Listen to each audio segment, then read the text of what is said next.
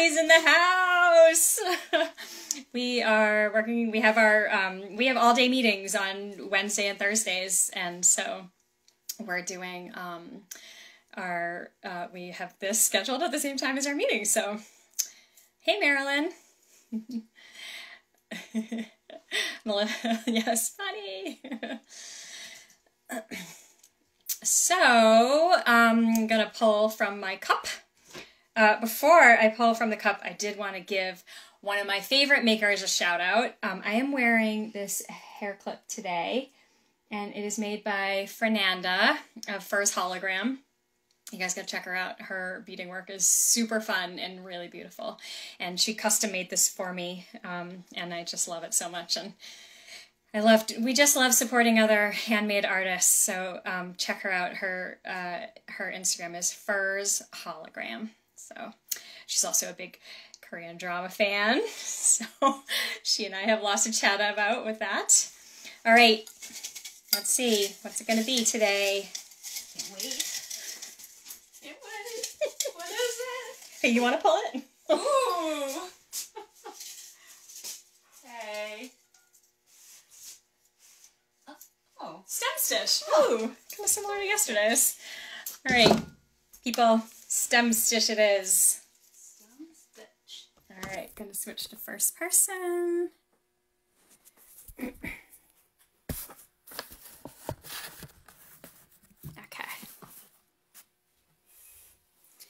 All right. Oh, I'll show you. I finished up my little colorful stitches from yesterday. I loved seeing everyone's take on the split stitch. It was really fun. The spiral split stitch, that was really cool. But everyone did such a great job. It's so wonderful to see how everyone interprets the stitch, and also to see how people's like people who are beginners to stitching, how to see their like skill progress. It's very cool. All right, so let me think. I just want to look on here to see where mine is, to see what color I'm going to be using. Let's see if I can find it today. Bonnie's laughing at me. Yeah, come help me. Stem. Yay. All right. So I have a lot of colors in mine. I have yellow, purple, pink, and blue. So I'm going to demo with green. And you can use any number of threads you want with this one. I don't know if you used one. I don't know. I've never done it with one. Might look kind of cool. But for the demo, I'm going to use 6. When I stitch my card, I'm going to use 3. So, all right. Okay, so the stem stitch is another linear stitch. It's so great for, lines. It's also really great for curves. And so I'll show you, the stitch in a curve as well. So I'm going to make myself a curve. It's a little long, so I'm actually just going to start here on that, finish the rest later. Okay, so you come up from the back, and then this is another one that you can do the poke and pull or the sewing method. So I'll show you the poke and pull first. So what you do is you make a stitch for however long you want, and then pull it through, and then don't let that loop go through. And then you're going to come up kind of in the middle of that, and then you're going to go like this, like this. Oh, yes. Now, the thing about the stem stitch, there's 2 stitches that are similar: the stem stitch and the outline stitch. I'm going to show you the stem stitch today, and I'll talk a little bit about the outline stitch. So with the stem stitch, if you are a lefty, then you work from right to left. If you are a righty, then you work from left to right. So it just depends on what you're most comfortable with, but that's how we teach it. We find that that works the best for us. So with with the stem stitch, if you are a righty, you're going to want your thread to go below your line of stitching. If you are a lefty, you're going to want your thread loop to go above your line of stitching. Now, if you're doing the outline stitch, it's the opposite. The quality of the line is a little different. The stem stitch is a little ropier from the outline stitch. The outline gives kind of like a, how would you describe that? Like a finer line. The outline stitch will give you a finer line, and then the stem stitch will give you like a ropier line. So it just depends on, what you're looking for. I think the stem stitch is probably more commonly used than the outline. The outline is a great choice if you're doing satin, and we'll talk about this when we do the satin stitch, but if you want to do a satin, you can outline the shape first with the outline stitch and then do the satin over it. So anyway, all right, I'll stop talking about that. So here I've got my first stitch. Now I'm going to come down the same stitch length distance away, and then I'm going to come back up right there at the end of that. Okay, and then hold that down out of the way, come up, and then go back in right at the end. Okay. Oh my gosh, what did I do? Oh my gosh, you guys, I went around. See? Happens to everybody. I sewed myself to my hoop, Bonnie. Okay, we've all been there. Yeah. All right. Anyway, go down. And then come back up. Okay. That's what I meant to do. Okay, I'm going to just show that one more time since I'm a weirdo. All right, go down, hold that loop, come back up. Okay, now I'll show you the sewing method. So with the sewing method, for anyone who just joined late, we're doing the stem stitch. So with the sewing method, you still go down at the end of that next stitch, and then you just rock your needle up and then come out there. Okay. And then pull it through. You can get pretty speedy at this stitch if you stay on top. But again, if you're using a hoop stand, I don't know, it might be easier just to do the poke and pull. Or if you're just a poke and pull kind of girl or guy or person, then you might just want to do this. Okay. I know that Liz, one of our longtime fans, she was just saying the other day that she kind of never thought she would do anything other than poke and pull, and then she just noticed that she was starting to do the stem stitch and was really doing the sewing method and was really enjoying that. So I want to show you how to end, and then I'm going to show you how to start again if you want to do a corner. So you're going to go right, if to end, you just go right in at the end of that stitch, or say like you need to stop a little bit past it, you just go in like that, and then it tacks it down. Now, if you wanted to do the same thing, if you wanted to like change direction, say you want to go back up this way, what you do is you come up a little bit, away, then go down, and then come up again. So you basically just like start the line again. If you continue with the stem stitch just as the regular way without starting your line again, it won't give you that nice crisp corner. Okay? Now, if you're working on a curve that's really, really tight, you need to move your stitches all the way down to like not move them down, but you just need to shorten them. So you need to use like a really short stitch if you're going around a corner. And it does help just visually if you turn your work so that you can still keep your thread like on the outside of the curve. That can be helpful, but it's not necessary. You just need to shorten up your stitches when you're going on a curve. Okay, so I'm going to end that there, and then I'm going to go over to this. See if I can find it again. There it is. I see it. I see it. Hey, Karen's here. Hi, Karen.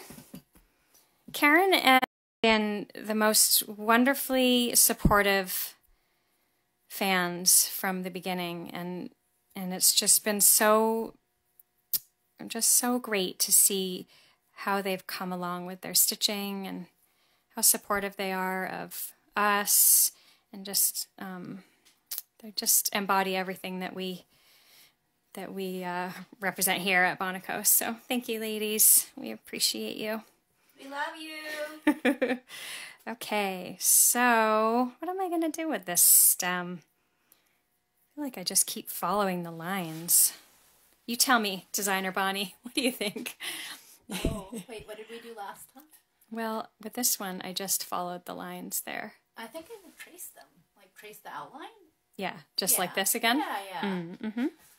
Yeah. Okay. Let's see. I'm going to use the turquoise. I haven't used that. So I'm going to switch, and now I'm going to use the 3 threads.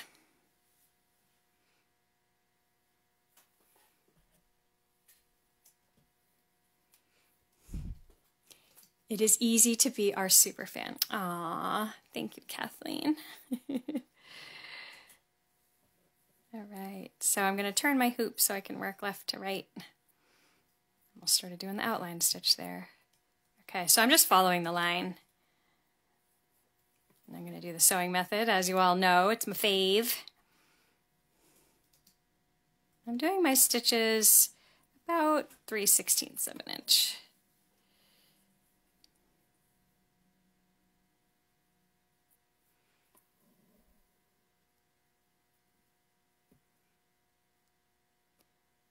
Marilyn, I wanted to tell you that your plan, I know it wasn't your plan, but I did end up with that song in my head record player.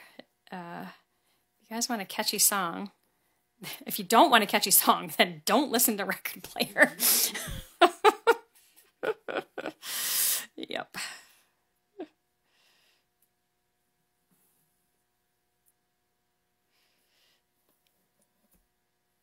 All right, so here I'm just going to, actually, you know what I'm going to do?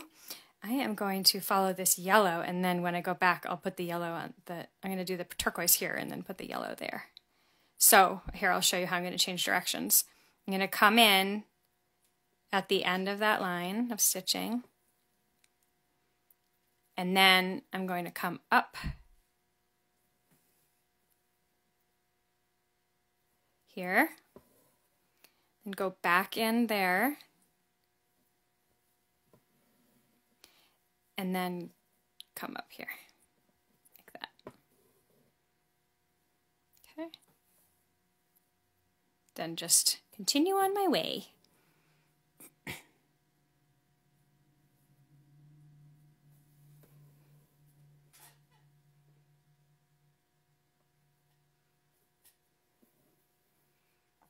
Bonnie and I were working on taxes today. That's the bummerest part of owning a business, man. It's the worst. I think it's worse because it's due a whole month early. Yeah, when you own a business, you have to file by the 15th of March. It's ugh. So one of my goals for this year, and it's something that I'm always trying to work on, but I'm especially trying to be better about it this year, is asking for help. So last year we ended up asking an accountant for some help with our taxes, and so this year I was like, okay, well, maybe I can try to figure it out by myself. And then I started to try to work on the Connecticut Form 1065, and I could like feel my brain coming to a screeching halt. And I don't know about how you guys feel about math, but math and I are not friends, and math makes me feel like my brain is going to break. And that's how I started to feel. And I was like, just have to ask for help, Hannah. Just do it. Just ask for the help. And so we're going to work with Herb again this year. It's lovely. So give a shout out to Herb Montgomery at Montgomery, whatever he is, Montgomery, Texas. Financial Group. That's what it is. Montgomery Financial Group. He's our hero. Herb the hero. Yeah. So, and it's okay to ask for help. That's what I'm learning. And then you're just happier with everything. You have better result if you ask for help. It's too bad when help costs money, but at least we won't get in trouble for doing our taxes wrong. All right, so I'm not going to tie off here. I'm just going to jump over because crazy like that. It's not actually that far.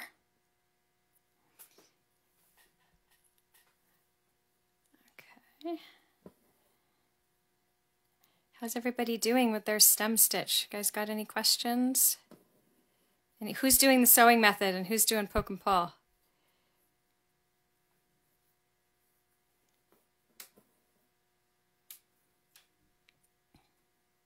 I already did my stem stitch. Oh, okay.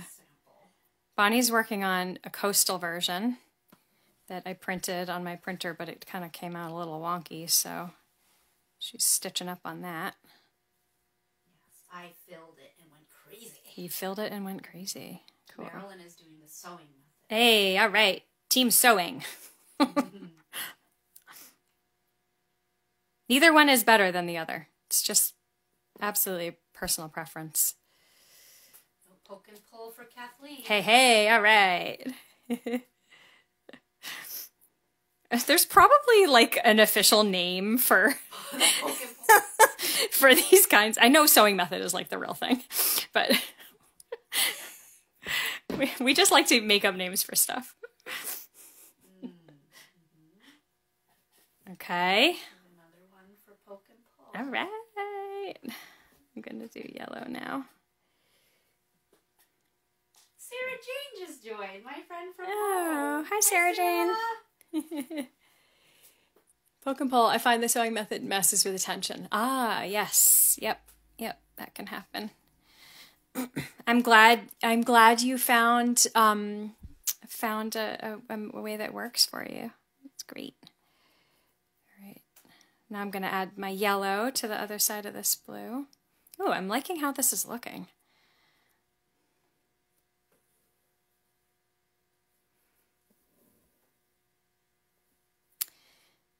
Okay. I think that's why I like the poke and pull too, because it doesn't mess with the tension as much. Mm-hmm. I don't know why I like the sewing method. I think I like it because it's faster. It's also the way that I learned from my mama.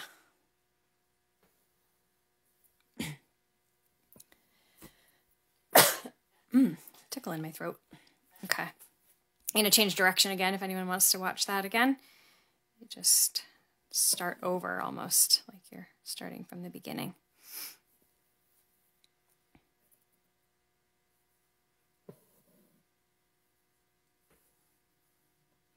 If you keep your stitch length long on your curves, you will notice that the stitches are can be not held in place by the previous stitches.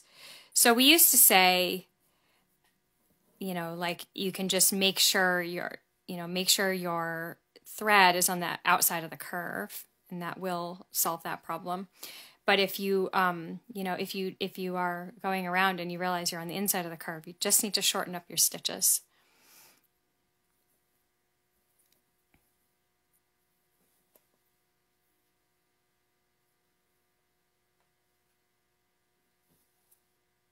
We don't have the outline on this, do we, Bonnie? No.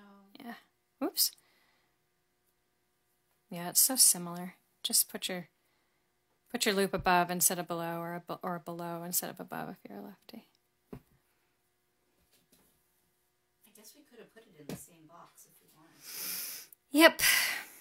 Yeah. Maybe next year. What do you say, gang? Should there be a next year? Monaco Bingo Take 2? We'll have to send out a survey, get some feedback from everybody. Asking for help, that's part of that, right? Put yourself out there.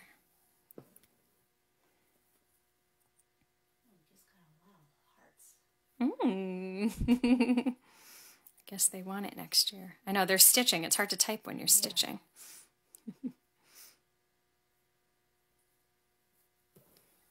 Marilyn, the line that's in my head right now is the C6 sort of green line. The girl singing says, I dyed my hair blue, but it turned out a C6 sort of green. All right. Ooh, I like this. This looks cool. It's pretty. Thank you. I guess I have some more purple to do.